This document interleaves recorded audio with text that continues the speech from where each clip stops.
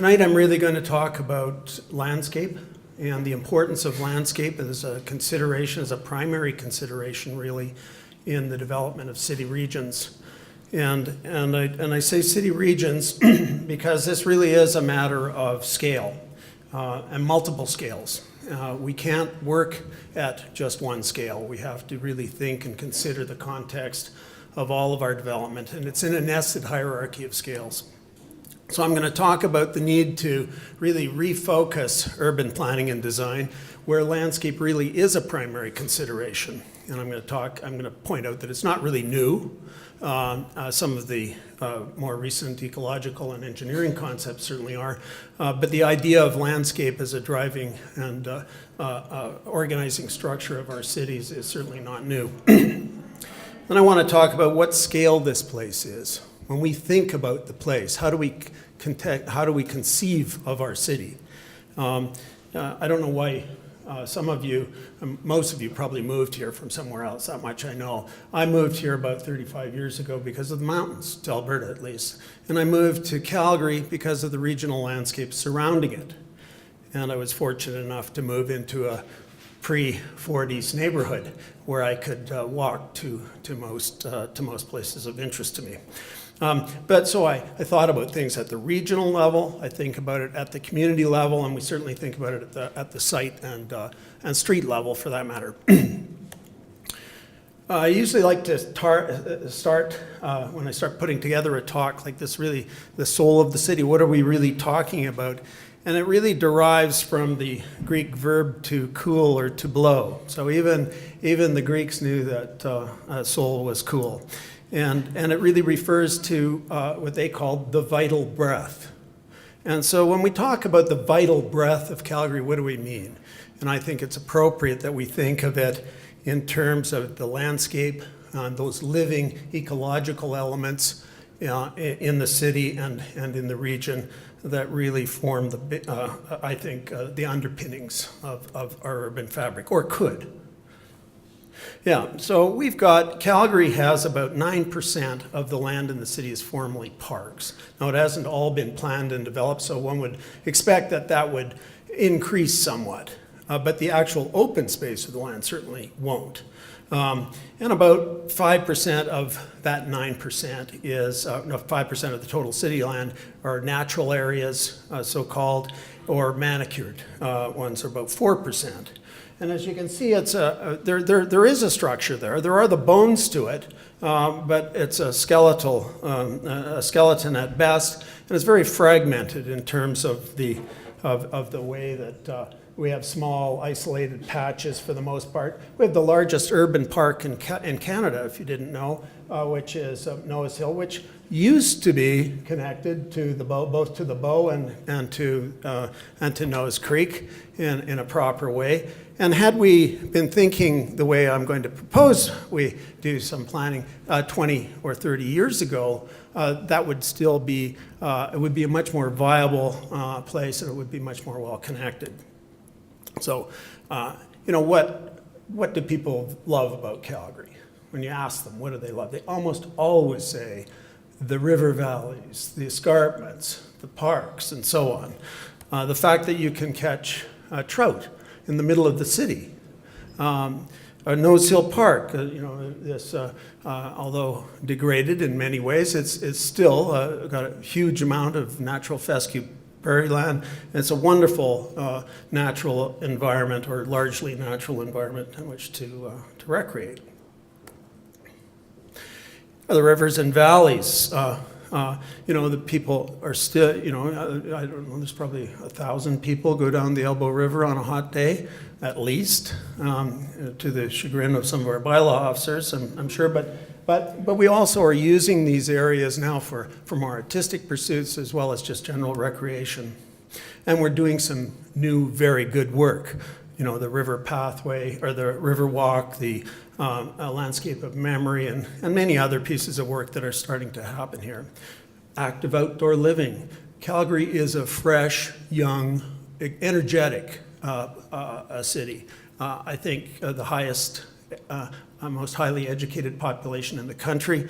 And I would guess, and I can't support this, but with any data, but that it's probably almost everybody is active in some way. You know, we love the mountains, we love to ski, we love to hike, we like to get out of town into the region, as well as enjoy those pockets of great urban living that we have. We've got cultural landscapes. This is the new, down at the bottom, the new King Edward Arts Incubator, which is going to be a real addition to the city.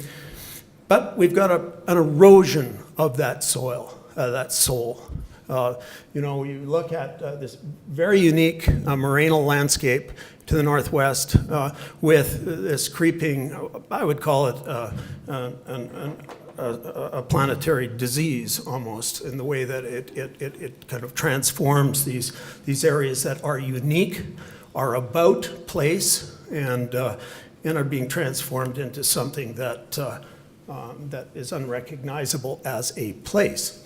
You know, we've lost, this is a study we're doing, mapping and analyzing all the riparian areas, the streamside areas within the city. The area in blue, I think it's blue, it could be purple, colorblind, but but it's definitely different than the other color. Those are areas that we've lost. Those are really, really important ecological areas, riparian areas that are irreplaceable. We've lost those already. Now, you could argue that you know, they're replaced by areas that now have the river as an amenity. That's true. But nevertheless, we've lost them, and I think if we were doing it now, we wouldn't plan those areas for development. So I'm asking you, is that Denver or Calgary? Is that Denver or Calgary? Who knows, right? Well, this is Calgary. Oops, that's Denver. It's not much different, and then you could go to, yeah, I bet, you know, we could get on Google Earth, we could show you probably 500 places that look like that. You wouldn't know where you were. So the idea of landscape or ecological urbanism isn't really something that's new, but the idea is that landscape should replace architectural form as the underlying organizing structure of urban systems. I know that's highly simplified, and it doesn't apply really in a lot of areas that are already highly developed. But nevertheless, even in those areas that are highly developed, there are all kinds of opportunities for using landscape to be the driver. And where you're really looking at the purposeful design of engineered and natural systems and working with them in alignment together, so that they are providing multiple benefits to us in terms of ecological services like stormwater management, clarifying water, biodiversity, places to play, productive landscapes, agriculture in the city, and so on. All kinds of things that these areas can provide. But it's really based on the idea of environmental reciprocity.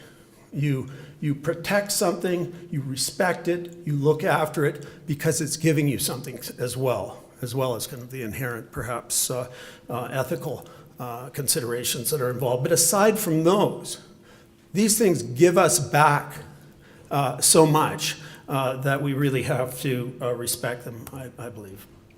So what's in a name? This thing, landscape architects, there's landscape architecture, landscape urbanism, ecological urbanism, you know, green infrastructure, ecosystem services, all of these things. I don't really care what you call it, but it's the idea that landscape as not only an aesthetic realm, but also as an ecological and productive and enjoyable realm is something that we should be using to structure our cities. And who's doing it? Lots of people. Landscape architects have been doing it for a very long time. Urban designers are doing it. Engineers are certainly doing it, and they're really essential to the mix. And landscape ecologists, architects. This is an interdisciplinary, multi-scale realm, and it's complicated. And we have to work at it together, because that's what landscape is. Landscape is really the aggregate of all of our individual efforts. And J.B. Jackson talks about it as the place where it's ordinary people doing ordinary things. And I think that in aggregate, these are something that we all need to work on. Is it new? No. Frederick Law Olmsted in his plan for Buffalo really laid out, Olmsted was like the Beethoven of landscape architecture. In 1876, he and George Waring laid out a series of sewers and parks and streets and blocks and so on that was really integrative. Similarly, the Back Bay Fens in Boston was basically almost a malarial swamp that was transformed into a major real estate move. So there's a wonderful area now. And then that and others play part of the old emerald necklace of parks running through Boston and the Charles River, of course, that provide a real backbone to Boston and the area. If this isn't landscape urbanism, I don't know what is. Obviously hotly contested over the years to protect it, all with somebody wanting to build in it. Thousands, hundreds of thousands of people living within walking distance of this, well, maybe not hundreds of thousands, but lots. Or the Promenade Plantée in Paris, which was started it was an old rail line as well, and was a precursor, really, I think, to the High Line in New York. Or the Prado in Havana, these wonderful, wonderful urban spaces that provide such structure to the city. The High Line, of course, not very ecological, really, highly constructed. Not that constructed can't be ecological, but it needs to be highly manicured, highly maintained, and so on. But nevertheless, just a wonderful place. Or the Madrid-Rio providing a spine in Madrid. So how do we really look at this? We have a need, I think, for a multi-scaled approach, because, as I say, how do we think about the city? I think about the city as, Elbow Park, where I'm fortunate enough to live, but also the rivers, and then I can't help but think of those mountains and the foothills and so on, the context that we live within. And those things are changing. You see such a melding of urban and rural. We don't even know what the difference is anymore. And we need to really think about that. So I don't think we can separate the way we view our place in Elbow Park with our context in the Rocky Mountain ecosystem. And we need to look at different scales, and we need to look at different things at different scales. So I'm going to start with some examples of when we did the Calgary Metropolitan Plan. This is an area we were looking at about 15,000 square kilometers. And the idea that you would start with the landscape, even at this scale, the things that you value, a defensive position, if you will, as opposed to an offensive position of where to build, in what form, with what density, with what supporting infrastructure. Start with the defensive strategy where you're looking at what do you want to keep forever. Now, in some forested landscapes, maybe those move around, like old growth forests can move around, but a lot of things don't. And particularly in this region, a lot of the things that are there, like that morainal landscape, you would think that you would want to keep something like that because it's so special. Wetlands, riparian areas, regional corridors, not huge patches of natural vegetation, that nothing else can provide those functions. Ecological infrastructure there's lots of analysis behind this, lots of things went into it besides just the pieces, the elements I showed you there. But the ecological infrastructure here, and this doesn't even include the best soils in the province, which it should have, but it doesn't for political reasons, frankly. And there's these areas are places that we want to keep. We shouldn't build on them. So we put together some scenarios. We looked at what the trend is. What if we built out everything according to what we've been doing? We have to do that because it usually scares the hell out of people, because you have to know the impacts of doing the same thing, of not planning. What is the cost of not doing something? The cost of doing a regional plan can be picked up on by placing one road for a couple of miles in the wrong place. So planning is, the idea that people worry about the cost of doing planning and design is nonsense. And then we had another one, an ecological scenario, and then we had another scenario, kind of a nodes and corridors, the kind of classic distribution. But we also measured the impacts.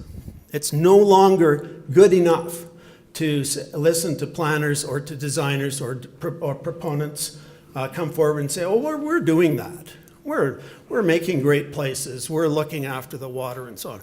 Okay, fine. Well, let's prove it. Let's be a little bit more rational and rigorous in our analysis. So we had a bunch of different assessments in terms of a healthy environment, sustainable infrastructure, prosperous economy, rich communities, and so on. And that's ended up in the Calgary Metropolitan Plan as it is now. It's under revision, as it constantly will be. But basically the concept resulted in 800 kilometers less development and a 30% efficiency improvement in efficiency and infrastructure. Those are billions of dollars. So this isn't chicken feed and chump change. This is important stuff. We can have more compact, livable communities that are respectful of natural environments, and there's lots of room to develop. There's lots of area, no shortage for now. So let's move down in scale now, from the region to how we look at our place in the region in terms of the ecological infrastructure. The surrounding area, of course, ecological infrastructure that we'd mapped in the region, and within the city, the Parks Department. Another project that we did, I'm just going to keep on getting a finer scale here, where we looked at Nose Creek, a watershed that has regulatory requirements that are quite strict in terms of the water quantity that it's allowed to release. We're not going to make those regulated requirements that the City of Calgary has signed on to if we continue building the way we are. Right now, 9% of the entire Nose Creek watershed is impervious surfaces. That's not bad. 10% it starts to go down. But 26% of the area within the city, which is the 27%, by the way, is experts say is the cutting mark. It's really, really serious. And if you look at Nose Creek's water quality and quantity issues, we know we're there already. So already, before we build out the rest of the area, we're in trouble. And if we keep on doing with what we're doing, we'll be in serious trouble and probably regulatory problem. This is already happening. You know, this is the Deerfoot Trail. That's Deerfoot Trail in 206. And that wasn't even the mother of all storms. So we put together a bunch of scenarios, and we looked at what happens, and models. And we used models, evaluation models, to look at what the impact is here on the water balance in the area. And lo and behold, if we keep on doing with what we're doing, we're pretty well messed up. And certainly Nose Creek is messed up.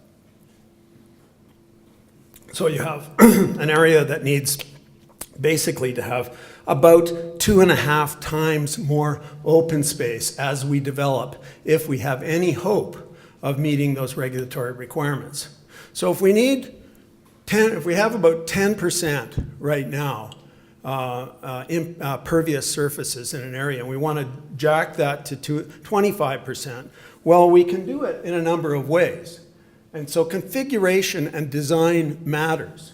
You can have your 10% here, and you can have 2.5 times as much this way, or you can actually make it very convoluted. By having it convoluted, and recognizing that we're likely to have density neutral planning, or to be fair to developers, we can't expect developers who have purchased land on the basis of an understanding that they're and it's already been zoned, that they're likely to be able to develop it in a way that's consistent with that zoning. To penalize them and make them pay all the costs would be somewhat unfair and probably politically unpalatable and probably wouldn't happen. But if we transfer that density in the kinds of ways that Ken was speaking of earlier, transfer the density to areas that are transit ready and so on, and provide that kind of economy of scale that allow for urban amenities, we can have that density, the same density, or the same number of people, but with great access to open space. Another project we just completed was for the City of Edmonton, looking at their development guidelines, their new development guidelines and principles, very high, lofty principles that we tried to, for greenfield development, we tried to say, well, okay, if you've got these lofty principles, what if we start putting some rigor behind that, and said there are things that we can measure that. So we looked at a modeling and scenario development, and we did a number of different plans. We looked at to test the way of looking at this, because this is a system that you could then put any design into and run a series of metrics against it across triple bottom line criteria and look at. So we want the ones we just tested, and we're not saying it's great design, but they were tests, was to look at a conventional, kind of a neo-traditional, and a landscape urbanist approach, so-called. And they had 3 different design approaches. They had different outcomes behind them, and they addressed different principles differently. They had connectivity networks, transit, cycling, pedestrian. They had a different mix of land uses from the same kind of land use typology. And then they had ecological transportation and public space networks. Those were looked at in a fair amount of detail. I'm not going to go into it, but then we ran a series of models against it to really look at the costs and what they really achieved. And I think we need to be far more demanding of planners and designers in terms of the rigor that we demand because of the costs. Like, who's paying for this stuff? Who's paying for it and who benefits from it? Those are hard questions, but they have to be answered if we're to be sustainable in the long term. A project we did in downtown Calgary, just a beginning kind of overview project, really looked at what are the kind of improvements that we can make to the public realm in terms of streets and major nodes and parks and so on in downtown. I won't go into complete streets, that's been talked about, but certainly that's something that we should be looking at everywhere. As Marcy said, these are the most underutilized spaces, open spaces in our cities, and they have to be used properly. Big moves, we thought about big moves, something we called the green line. What happens if we can repurpose or change the way we look at the rail line through Calgary, through downtown Calgary. It could link East Village and West Village. It could be a major piece of landscape urbanism. And the things around the Calgary Civic Center, and so on, other kinds of, these are just ideas that we were playing with to improve the public realm in the downtown. I'm going to talk a couple of quick projects before I finish up here at the University of Calgary, because I think this is, again, a landscape, or a landscape and an ecological landscape to some degree, not so ecological except for, well, we planted a few native plants here and there, and we did a lot of stormwater management on the site.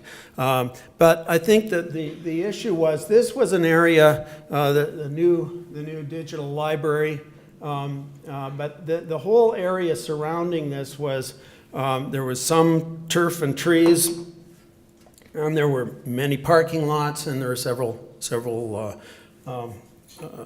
several roads running through it.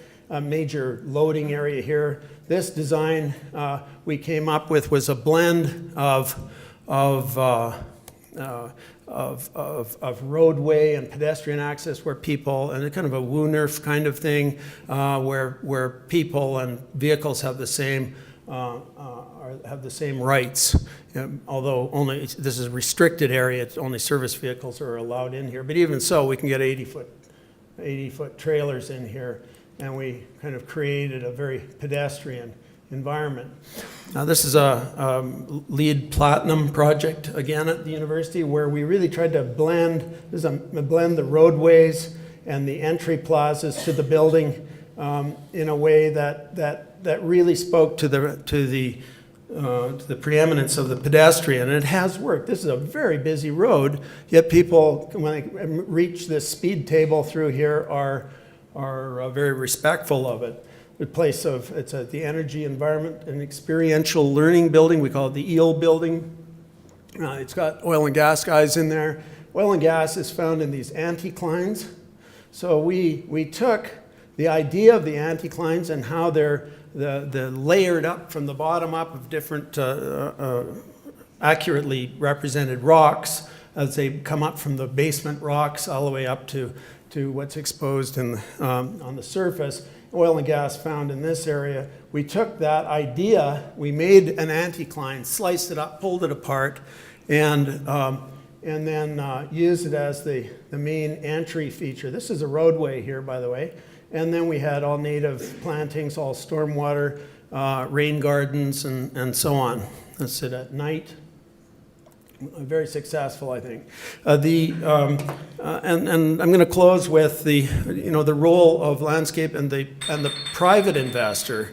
This is a project that we're just doing now with a major tower downtown. But really, what the developer has done, Lamb Development, is really to set a new precedent for the quality of the street, and to add a major publicly accessible space on the area, and it's helping sell the product.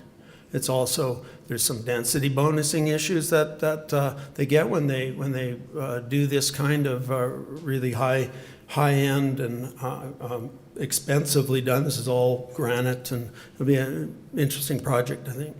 So I'm going to just close right now, but really what do we need to do here in Calgary? I think we do need to consider the landscape first. I think we could go a lot farther astray than that. We need to conserve existing natural elements that we have, wetlands in the area. We shouldn't be draining all those wetlands to the east of Calgary. And if we do, we should make up for it, mitigate for it properly. We should increase support for the public realm and parks improvements, and at the same time link that to what we're doing with transportation, engineering, and other kinds of operational policy initiatives. Because they do fit together. You shouldn't be thinking of them separately. When we build Deerfoot Trail, I mean, look at all the expanse on the edges of Deerfoot and Sarcee and the Ring Road and so on. They could be doing all kinds of other things. But that applies also to your local streets as well. We need new patterns of urban development on natural areas, and really that really have an overall pattern that will sustain us into the future and provide that vital breath that the soul of the city talks about. So I'll close on this note. These are the Giraffe and Rhino cities in Sudan. They're actually planned. They're supposed to be starting them this year. It would be the largest and second largest cities in the Sudan. I'm hoping that's not really what nature in the city means. And I'm going to close with this slide that it really can't. It really shouldn't be one or the other. There really needs to be some thoughtful design, some good planning. We don't see much of it, but we're seeing more of it. I gave an interview today where I said I was really optimistic, and I am, for the first time in many years, I think, I realized that there's a body of people that are really thinking very carefully about this stuff. We know we've made mistakes in the past, so let's move on. What do we do about it?